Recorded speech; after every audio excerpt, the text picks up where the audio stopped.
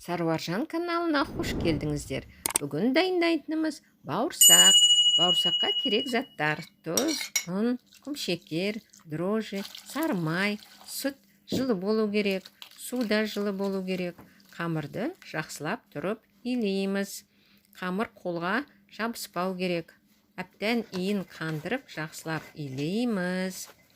Бетін жауып, жылы жерге 1 сағатқа қойып қоямыз. Қамыр 1 сағатта көтеріледі. Менің каналыма жазуды ұмытпаңыздар. Лайк басып, комментарий жазып кетіңіздер. Қамыр жұп-жұмсақ, қолға жабыспайды. Қамырды күлшеге бөлеміз де жаямыз.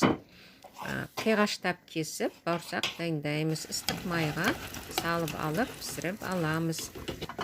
Бауырсақ дайын, керемет. Немерем бауырсаққа тойды. Сау болыңыздар.